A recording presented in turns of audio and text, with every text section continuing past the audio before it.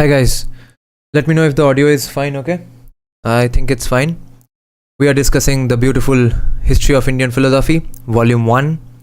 It's written by Dr. Surendranath Dasgupta. This Volume 1 was written in 1921 or 1922. We are in a chapter called the Earlier Upanishads.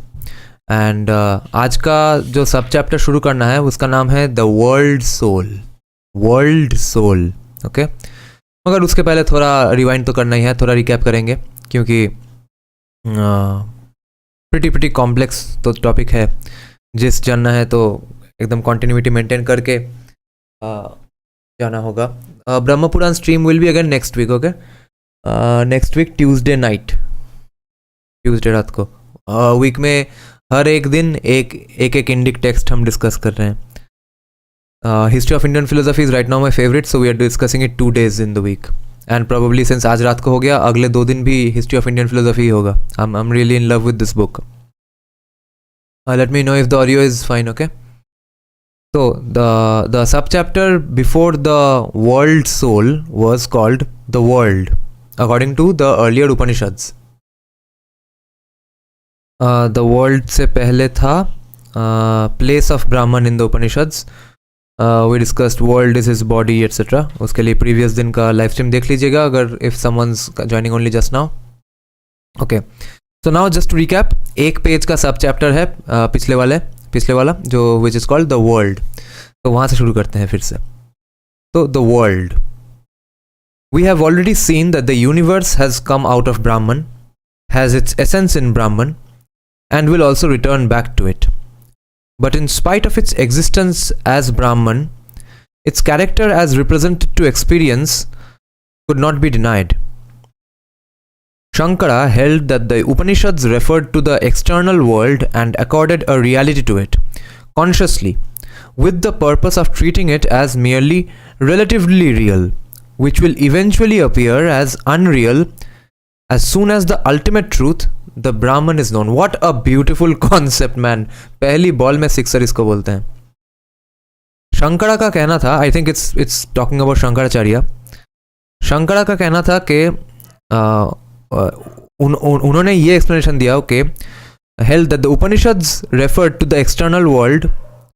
Upanishad was only talking about the external world, okay, the real, the physical world, and accorded a reality to it consciously, मगर ये mind में रख के it is only merely relatively real, because once you understand the concept, once you grasp, once you internalize the concept of the Brahman, the Brahmanaspati, the Prajapati, the Vishwakarman, then all of this will seem unreal and that will seem real.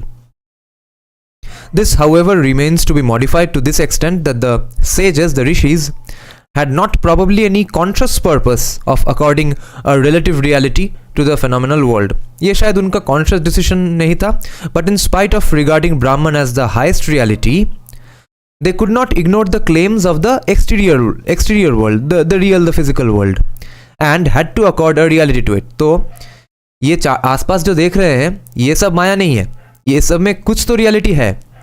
ये this is not as real as a Brahman, मगर ये reality तो है, तो उसको भी reality acknowledge करना था।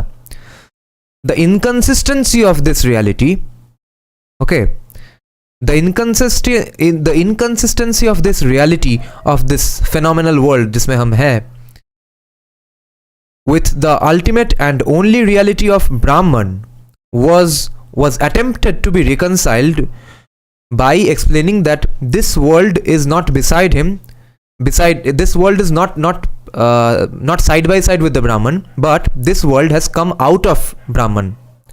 It is maintained in him. It has come out of him. It is maintained in him, and it will return back to him. Okay. The world is sometimes spoken of in its twofold aspect: the organic and the inorganic. All organic things, whether plants, animals, or men, have souls. Brahman desiring to be many created. Okay, the Brahman desiring to be many. That Brahman wanted to be many. Therefore, with that desire to be many, it created fire or tejas, water or up, and earth Kshiti. Then the self-existent Brahman entered into these three. बनाया फिर उसमें ही घुस गया. And it is by their combination, the combination of the Brahman and the fire, water, earth, that all other bodies are formed. Brahman, fire, water, earth. So, all other things are produced as a result of an alloying or compounding of the parts of these three together. In this theory of the threefold division of the primitive elements, the basic elements, lies the earliest germ, earliest seed of the later distinction of pure infinitesimal substances or tanmatra and gross elements, the complete elements, at least according to the Samkhya school, and the theory that each gross substance is composed of the atoms of the primary elements. And in Prashna 4.8 we find the gross elements distinguished from their subtler natures. For example, earth, Prithvi, and the subtler state of earth, Prithvi Matra. In the Taittiriya 2.1, Taittiriya Upanishad 2.1, however, ether or Akasha is also described as proceeding from Brahman, and other elements, air, fire, water, and earth, are described as each proceeding directly from the one which directly preceded it. So, ये concept we have discussed a few times. I'll just touch upon it again. That एक order है जिसके एक के बाद एक आता है. तो जो जब आता है उसके पहले वाला का कैरेक्टरिस्टिक लेके वो आता है, और उसके बाद जो आता है उसके पास उसके पहले वाला और उसके पहले वाले का कैरेक्टरिस्टिक भी रहता है. So like Akasha is said to have the characteristic of touch, like because you can feel air, or it has this characteristic of sound. I think I can't remember exact which one, but then comes fire you can see, you can touch, and you can feel. In that way एक एक करके characteristic add होते जा रहा है. Now the world soul. This is where we'll start from today. The conception of a world soul related to the universe as the world of man to his body is found for the first time in Rig Veda 5.10.1. I guess 5th Shukta or 5th Mandala, 10th Shukta maybe, that way. I21.I. I don't know how it's read. So the conception of a world soul related to the universe as the soul of man to his body is found for the first time in Rig Veda, where he is said to have sprung forth as the firstborn of creation from the primeval waters. And this is actually true as well. Amoeba वगैरह से ही हम निकले हैं, उसका ही एक different kind of interpretation है. This being has twice been referred to in the Svetashvatara in 3.4 and 4.12. It is indeed very strange that this being is not referred to in any of the earlier Upanishads. In the two passages in which he has been spoken of, his mythical character is apparent, जो कि has sprung forth as the firstborn of creation from the primeval waters. His mythical character is apparent. He is regarded as one of the earlier products in the process of cosmic creation, but his importance from the point of view of the development of the theory of Brahman or Atman is almost nothing.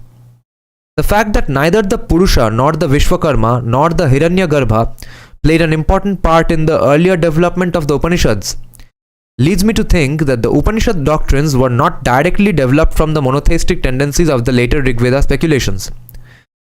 Okay. The fact that neither the Purusha nor the Vishwakarma nor the Hiranyagarbha played an important part in the earlier development of the Upanishads leads me to think that the Upanishad doctrines were not directly developed from the monotheistic tendencies of the later Rigveda speculations. The passages in Shvetashvatara clearly show how from the supreme eminence that he had in Rigveda, Hiranyagarbha had been brought to the level of one of the created beings. Yes, actually we discussed this in the last day's stream as well. Doyson in explaining the philosophical significance of the Hiranyagarbha doctrine of the Upanishads says that the entire objective universe is possible only insofar as it is sustained by a knowing subject. Knowing subject होगा तब ये objective universe exist करेगा.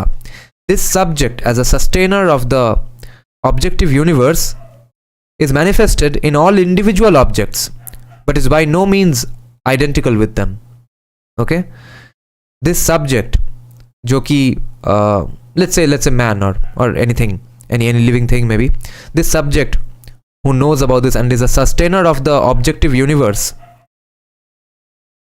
जिसके वजह से ये objective universe sustain कर रहा है, is manifested, that subject is manifested in all individual objects as well but is by no means identical with them. वो same नहीं है. For the individual objects but is by no means identical with them. For the individual objects pass away because the individual objects pass away but the objective universe continues to exist without them. There exists therefore the external knowing subject. Okay, there exists therefore the external knowing subject, also Hiranyagarbha, by whom it is sustained. Space and time are derived from this subject. It is itself accordingly not in space and does not belong to time, and therefore from an empirical point of view it is in general non-existent. It has no empirical but only a metaphysical reality. This however seems to me to be wholly irrelevant since the Hiranyagarbha doctrine cannot be supposed to have any philosophical importance in the Upanishads. I see. Okay, let's see some comments. Rampal Ashok Thakur is saying, can you put the affiliate links to the books in the description? Yeah, I can. I'll put it after the live stream. So this book is called, this is a 3-volume book, okay? It's a recent publication. It was originally a 5-volume. It has been condensed. It's not abridged, but it has been pushed and made into thick 3 volumes of History of Indian Philosophy by Rupa Publications, written by Surendranath Dasgupta. Okay. The theory of causation.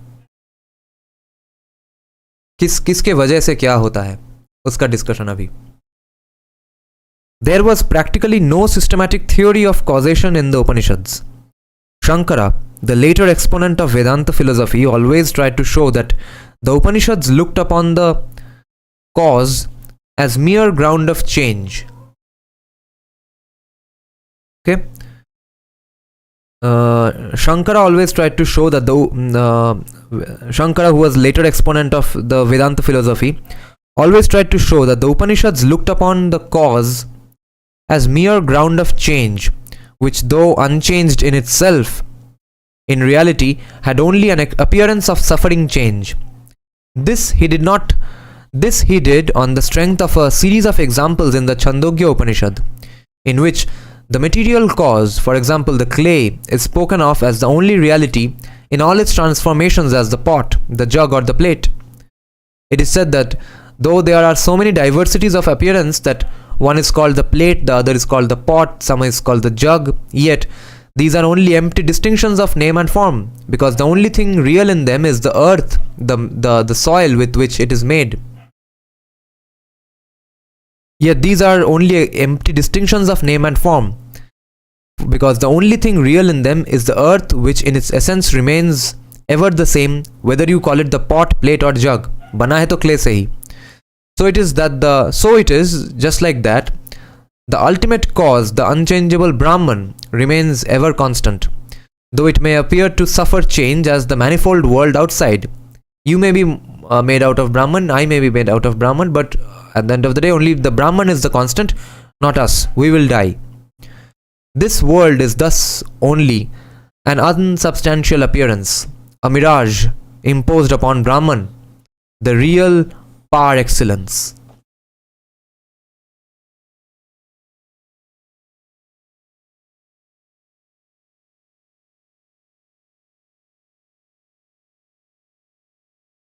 It seems, however, that though such a view may be regarded as having been expounded in the Upanishads in an imperfect manner, there is also side by side the other view which looks upon the effect as the product of a real change wrought in the cause itself through the action and combination of the elements of diversity in it. Acha, this is a new interesting division now. एक school of thought Shankaracharya बोल रहे हैं कि अगर कुछ चीज़ जो clay से बना है उसका जो भी नाम हो वो तो है क्ले ही. तो we are all different manifestations of the Brahman, but Brahman is the only constant because we will die and we will leave the earth, we will pass away. The Brahman won't. Another school of thought is saying that such a view may be regarded as having been expounded in the Upanishads in an imperfect manner. Side by side, the other view is, okay, side by side, the parallelly another view is that the character of Brahman itself changed because of intermingling with the different elements, and उसके वजह से different चीज़ों का जन्म हुआ.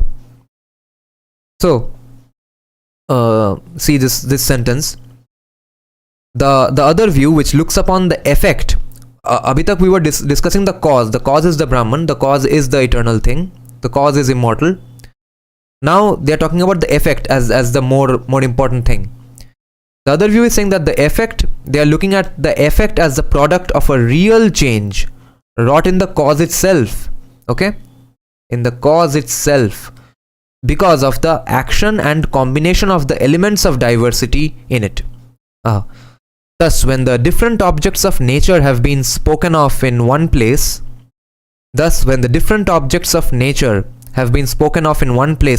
as the product of the combination of the three elements of fire, water and earth, the effect signifies a real change produced by their compounding.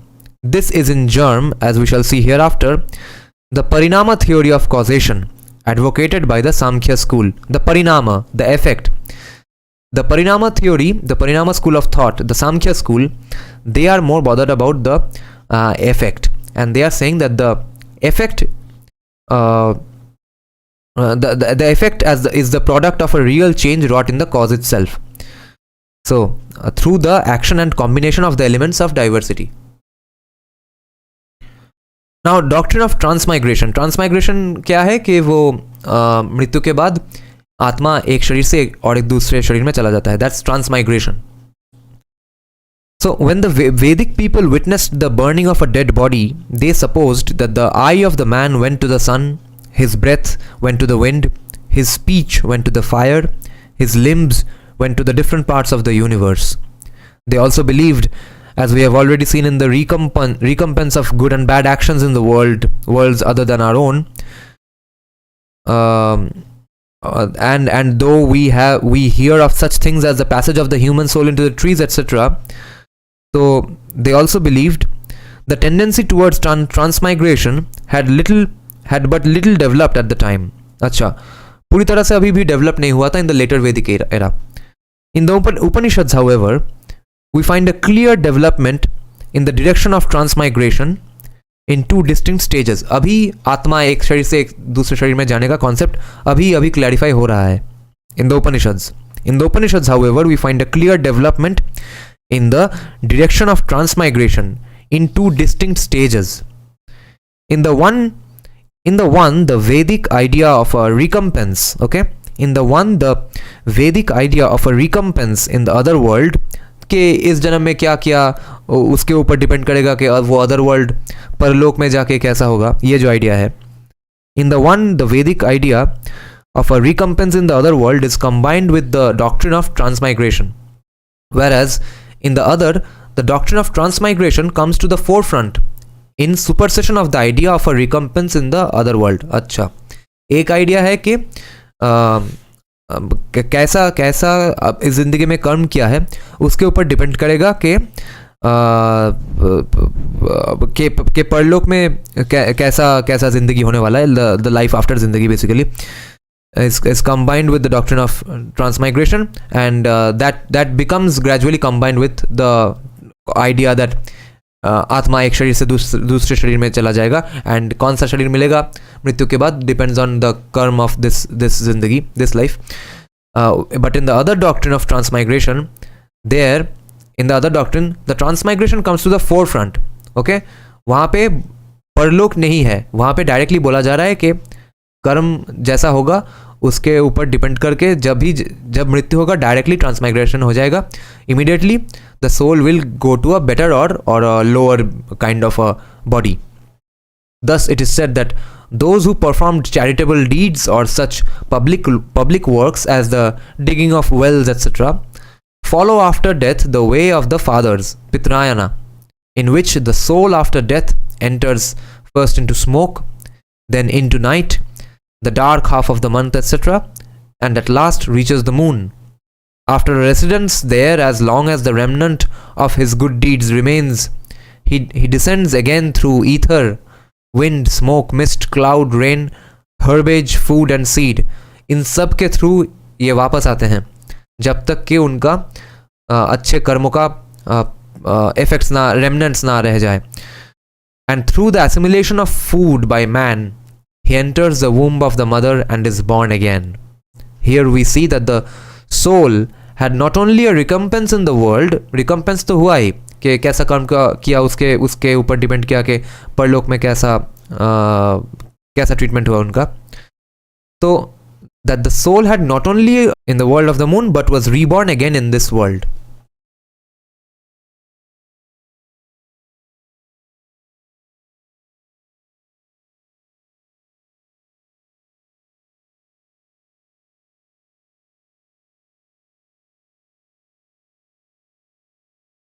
The other way is the way of gods, Devayana, meant for those who cultivate faith and asceticism, tapas. Up till now we were talking about Pitrayana, which is the way of the father. Now we are talking about the way of gods, Devayana. These souls at death enter successively into flame, then day, then bright half of the month, then bright half of the year, the sun, the moon, lightning, and then finally into Brahman, never to return. ये लोग वापस नहीं आएंगे. Deussen says that the meaning of the whole is that the soul on the way of the gods reaches regions of ever increasing light, in which is concentrated all that is bright and radiant, as stations on the way to Brahman, the light of lights, Jyotisham Jyoti. The other line of thought is a direct reference to the doctrine of transmigration. Okay? The other line of thought is a direct reference to the doctrine of transmigration. आत्मा एक शरीर से दूसरे शरीर में जाना. To the doctrine of transmigration, unmixed with the idea of reaping the fruits of his deeds or karma by passing through the other worlds, and without reference to the doctrines of the ways of the father and gods, the yanas. Okay? This is pretty interesting and important. So, अभी तक हम पढ़ रहे थे कि मृत्यु के बाद आत्मा एक जगह में रह के depending on the good deeds Karma they will return to a better body or to a worse body. And then there are some people who have led a life of faith and asceticism. वो लोग मृत्यु के बाद सीधा सूर्य तक पहुंच जाएंगे और लौटेंगे नहीं. Now there's another school of thought saying, the other line of thought is saying that वो बीच में कहीं पे सन या मून में जाने का कोई कॉन्सेप्ट नहीं है. मृत्यु के बाद सीधा बेटर और वर्स कोई बॉडी और लाइफ में चला जाएगा depending on the Karma. Reaping the fruits of the deeds by passing through other world's नहीं होगा, सीधा ट्रांसमाइग्रेशन हो जाएगा. The Yajnavalkya says, when the soul becomes weak and falls into a swoon, as it were, these senses go towards it. Now, soul becomes weak का क्या मतलब है कि apparent weakness owing to the weakness of the body with which it is associated, वो weakness. So when the soul becomes weak, just like when with the body when it becomes weak, that means it's about to die or something, and falls into a swoon, as it were, the senses go towards it. Here the soul, the soul takes these light particles within itself and centers itself only in the heart. Thus, when the person in the eye turns back, then the soul cannot know color. The senses become one with him. People around him say he does not see, the senses become one with him. He does not smell, the senses become one with him. He does not taste, the senses become one with him. He does not speak, because the senses have become one with him. He does not hear, the senses become one with him. He does not think. He does not touch. All these senses are becoming one with him. He does not know, they say. This is being said by Yajnavalkya. The tip of his heart shines, and by that shining, this soul goes out. When he goes out either through the eye, the head, or by any other part of the body, the vital function, prana, follows, and all the senses follow the vital function, the prana, in coming out. All is concentrated here. And this is being spoken of about who? About a person who is about to die, on the verge of death. And that person obviously cannot think, touch, see, speak, etc. And they are explaining it, they are theorizing the moment of death like this, that when the soul becomes weak, all those senses go towards it, towards the Brahman. And they are concluding it by saying that when he goes out, when he dies, when that soul goes out through the eye, the head, or by any other part of the body, the prana follows, and all the senses follow the prana in coming out. He is then with determinate consciousness, and as such, and as such, now he comes out. Knowledge, the deeds, as well as previous experience, pragya, accompany him. All that goes with him. Just like a caterpillar going to the end of a blade of grass, by undertaking a separate movement, collects itself. क्या imagery है. Just like a caterpillar going to the end of a blade of grass, एक grass के end में जा रहा है, जो कि बहुत ही delicate है, by undertaking a separate movement, collects itself. So this self, just like that, this self, after destroying this body, removing ignorance by a separate movement, collects itself. Just like a goldsmith taking a small bit of gold gives to it a newer and fairer form, in the same way, the soul, after destroying this body and removing ignorance, makes a newer and fairer form as of the Pitris, the Gandharvas, the gods of, and fairer form as, fairer form of whom? Now this is a long sentence, so we'll read it again.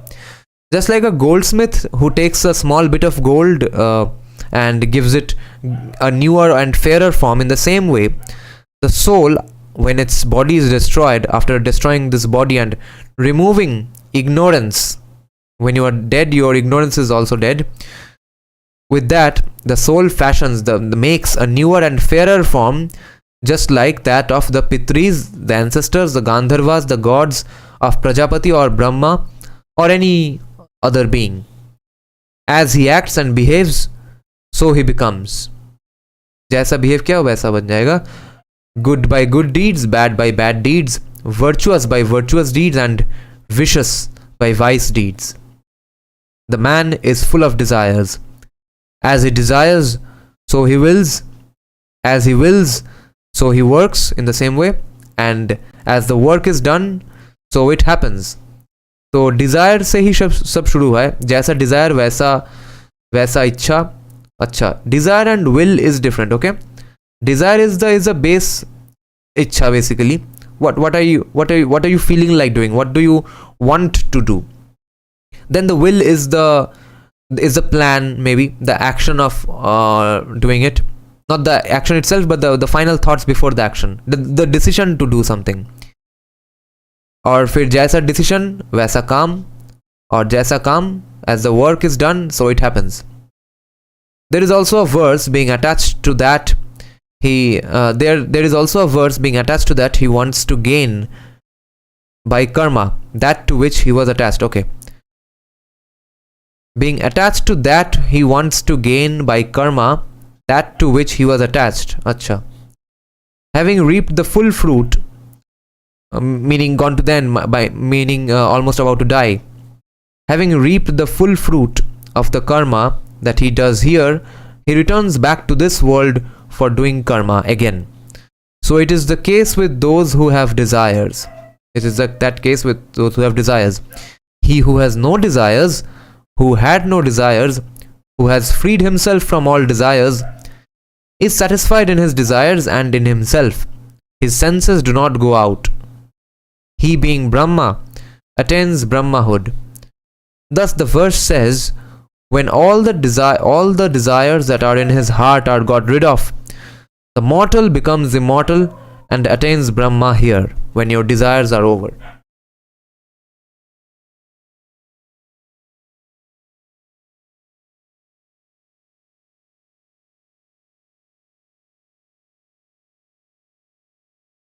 A close consideration of the above passage shows that the self itself is destroyed, that the self itself destroyed the body, okay, and built up a newer and fairer frame by its own activity when it reached the end of the present life. The self does that. At the time of death, the self collected within itself, okay, at the time of death, the self collected within itself all senses. क्या collect किया? The self collects all the senses and faculties in itself, and after death, all its previous knowledge, work and experience accompanies him. The falling off of the body at the time of death is only for the building of a newer body, either in this world or in the other worlds. The self which thus takes rebirth, okay? The self which now takes rebirth is regarded as an aggregation of diverse categories. The self which thus takes rebirth is regarded as an aggregation of diverse categories. The self which is reborn is considered to be an aggregation, a sum of diverse categories. Thus it is said that, quote, he is of the essence of understanding, of the vital function, of the visual sense, of the auditory sense, of the essence of the five elements, which would make up the physical body in accordance with its needs, or the essence of desires, of the essence of restraint of desires, of the essence of anger, of the essence of turning off from all anger, of the essence of dharma, of the essence of adharma, of the essence of all that is this manifest, and that is that unmanifest or latent, जो कि subconscious में है. This is mentioned in Brihadaranyaka Upanishad. The self that undergoes rebirth is thus a unity not only of moral and psychological tendencies, क्योंकि उसमें सब कुछ है, past knowledge, past life का knowledge, etc., experiences, karma, phal, सब कुछ. So the self that undergoes rebirth is thus a unity not only of moral and psychological tendencies, but also of all the elements which compose the physical world. The whole process of his changes follows from this nature of his. Because whatever he desires, he wills, and whatever he wills, he acts, and in accordance with his acts, the fruit happens. So the phal is based on desire. The whole logic of the genesis of karma and its phal is held up within him. Okay? The whole logic of the genesis of karma and its phal is held up within him because he is a unity of the moral and psychological tendencies. On the one hand, he is a unity of the moral and psychological tendencies on the one hand, and also elements of the physical world on the other. This is pretty important. Both. So the whole logic of the genesis of karma and its phal is held up within him because he is a unity of the moral and psychological tendencies on the one hand, and also on the other hand, he is the unity of the elements of the physical world on the other. Okay. Now, the self that undergoes rebirth, being a combination of diverse psychological and moral tendencies and the physical elements, holds within itself the principle of all its transformations.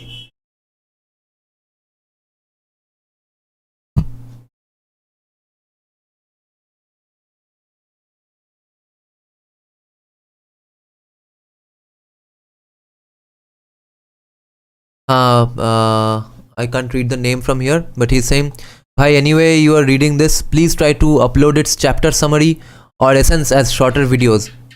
Look, only 4 to 5 people are watching. Please put this same effort in making crisp contents. हाँ ये वो तो एक है that can be done. मगर एक बात है कि ये जो 3 volumes of history of Indian philosophy है, ये खुद ही एक shorter gist है of all the countless primary source texts. उसका ये शॉर्ट एंड वर्जन है. इसका भी शॉर्ट एंड वर्जन अगर निकालूं तो उसके लिए तो जो साधु सन्यासी स्वामीज का जितना चैनल है बाबा वगैरह का, उन सब का चैनल वही है. 2-3 लाइन में अगर सुनना है तो उनका चैनल ही काफ़ी है. मगर if you are willing to go into the depth then you'll read to listen to all the gist explained in these books. And if you want to go to further depth, then I'll get to someday in the primary sources also. The self that undergoes rebirth, being a combination of diverse psychological and moral tendencies and the physical elements, holds within itself the principle of all its transformations. Ye concept is there in the book Life Divine by Sri Aurobindo as well. The root of all this is the desire of the self and the consequent fruition, the phal of it through will and act, the decision and then the action. When the self continues to desire and act, it reaps the phal and comes again to this world for performing acts, karma again. This world is generally regarded as the field for performing karma, because that's why this world, this earth is called karma bhumi. Especially Bharatavarsha is considered karma bhumi, because यहाँ कर्म करने आए हैं लोग. This world is generally regarded as the field for performing karma, whereas other worlds are regarded as places where the fruits of karma, कर्म करना है यहाँ पे, fruits of karma, phal, are reaped by those born as celestial beings. But there is no emphasis in the Upanishads on this point. Okay. Upanishads में ये point में emphasis नहीं है. The Pitrayana theory is not indeed given up as of yet, but it seems to form only a part in the larger scheme of rebirth in the other worlds, and sometimes in this world too. All the course of these rebirths is affected by the self itself. Okay, all the course of these rebirths is affected by the self itself, by its own desires, because desires say will say action, or action say phal. Okay, that's why the course of these rebirths is created by the self, because with its own desires, and if it ceases to desire, it suffers no rebirth. Rebirth is considered suffering. Birth itself is considered suffering and becomes immortal. अगर Dzire नहीं होगा तो rebirth भी नहीं होगा, और rebirth में सफर भी नहीं करना पड़ेगा, because birth itself is suffering. The most distinctive feature of this doctrine is this, that it refers to desires as the cause of rebirth and not karma. Yeah, this seems very relevant to me. Upanishads में बोला जा रहा है कि that it refers to desires as the cause of rebirth. Karma is not the cause of rebirth. Desire is the cause of rebirth, because desire is leading to karma. Karma only comes as the connecting link between desires and rebirth, because it is said that whatever a man desires, he wills, and whatever he wills, he acts.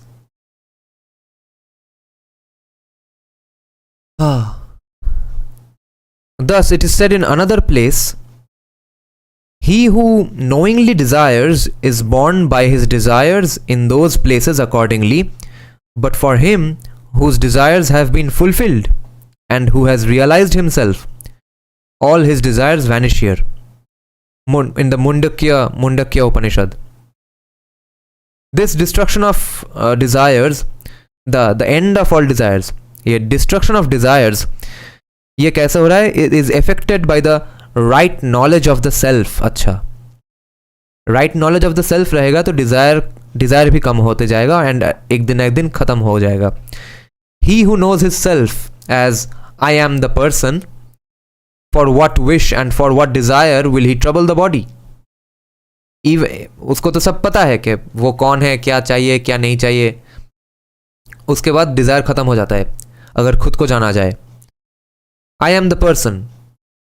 If someone knows their self and knows that I am this person, for what wish and for what desire will he trouble the body?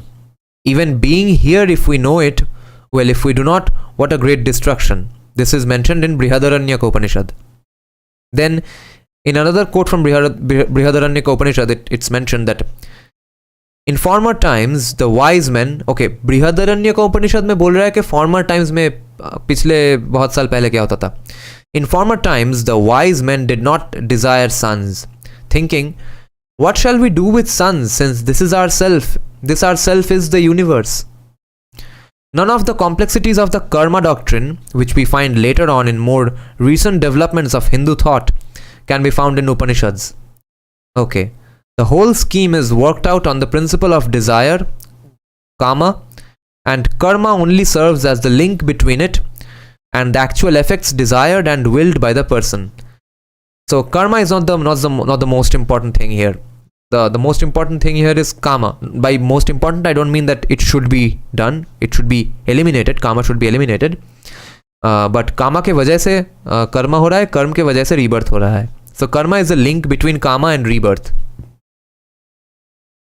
It is interesting to note that in this connection, that consistently with the idea that desires karma led to rebirth, we find that in some Upanishads, the discharge of the semen in the womb of a woman as a result of desires is considered as the first birth of man, and the birth of the son as the second birth, and the birth elsewhere after death is regarded as the third birth. Whoa. This is a deep concept. Wait, let me have a sip of coffee.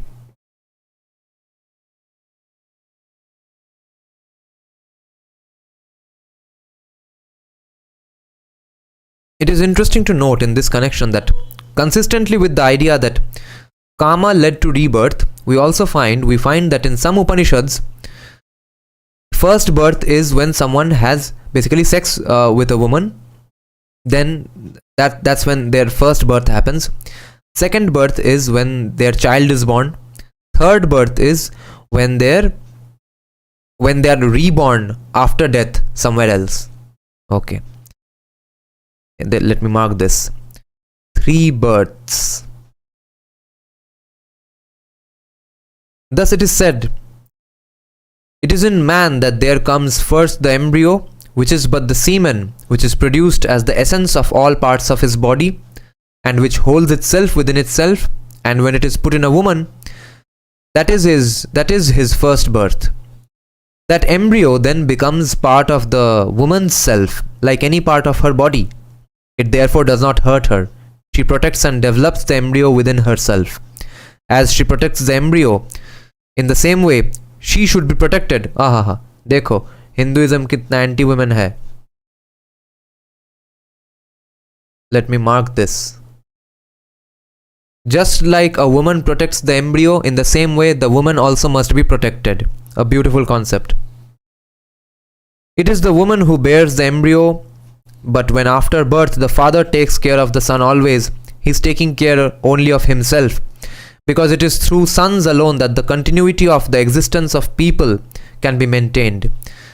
This is his second birth, the birth of his son. He makes this self of his a representative for performing all the virtuous deeds. The other self of his, after realizing himself and attaining age, goes away, and when going away, he is born again. That is his third birth. This is mentioned in Aitareya Upanishad. ये third birth है जबकि transmigration हो रहा है basically when he is born as someone else in someone else's body. Vinny is saying these sessions are fantastic. Thank you. No special emphasis is given in the Upanishads to the sex desire or the desire for a son, because being called kama, whatever was the desire for a son was the same as the desire for money, and the desire for money was the same as any other worldly desire. तो काम क्या है? कामा में distinction करके time waste नहीं किया है. जो डिजायर है वो डिजायर ही है. कामा है तो कामा है.